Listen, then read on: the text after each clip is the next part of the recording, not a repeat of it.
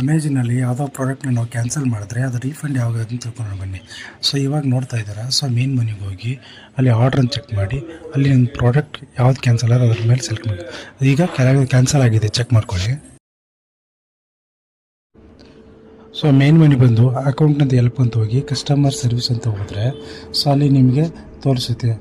So ಅಲ್ಲಿ ನಿಮಗೆ ಯಾವುದು ನಾವು ಸೆಲೆಕ್ಟ್ ಮಾಡ್ಕೋಬೋದು. ಸಪೋಸ್ ಯಾವ್ದು ಕ್ಯಾನ್ಸಲ್ ಆಯ್ತು ಸೆಲೆಕ್ಟ್ ಮಾಡಿಕೊಂಡ್ರೆ ಸೊ ಅದರಲ್ಲಿ ನಮಗೆ ಒಂದು ಮೆಸೇಜ್ ಬರುತ್ತೆ, ಮೈ ಆರ್ಡರ್ ಈಸ್ ಕ್ಯಾನ್ಸಲ್ಡ್ ಅಂತ ಬರುತ್ತೆ. ಸೊ ಅದನ್ನು ಸೆಲೆಕ್ಟ್ ಮಾಡ್ಕೊಳ್ಳಿ. ಅದಾದ ನಂತರ ವೆನ್ ವಿಲ್ ಗೆಟ್ ರೀಫಂಡ್ ಅಂತ ಬರುತ್ತೆ. ಅಲ್ಲಿ ಅಪ್ ಟು 7 ಡೇಸ್ವರೆಗೂ ಅವರು ರೀಫಂಡ್ ಮಾಡ್ತಾರೆ, ಅಷ್ಟರೊಳಗಡೆ ಮಾಡಬೇಕು. ಸೊ ಬ್ಯಾಕ್ ಬನ್ನಿ, ಅದು ಸ್ಟೇಟಸ್ ಚೆಕ್ ಮಾಡ್ಬೋದು ರೀಫಂಡ್ ಎಲ್ಲಿ ಆಗಿರುತ್ತೆ ಅಂತ. ಸೊ ರೀಫಂಡನ್ನು ಸೆಲೆಕ್ಟ್ ಮಾಡ್ಕೊಳ್ಳಿ. ಸೊ ಅಲ್ಲಿ ನಿಮಗೆ ತೋರಿಸುತ್ತೆ. ಸೊ ರೀಫಂಡ್ ರಿಸೀವ್ಡ್ ಅಂತ ಬಂದಿರುತ್ತೆ. ಸೊ ಆಮೇಲೆ ಯಾವ ಬ್ಯಾಂಕಿಗೆ ಹೋಗುತ್ತೆ, ಕ್ರೆಡಿಟ್ ಕಾರ್ಡ್ ಡೆಬಿಟ್ ಕಾರ್ಡ್ ಅದೆಲ್ಲ ತೋರಿಸುತ್ತೆ. ಇದನ್ನೆಲ್ಲ ಚೆಕ್ ಮಾಡ್ಕೊಂಡು ತಿಳ್ಕೊಬೋದು.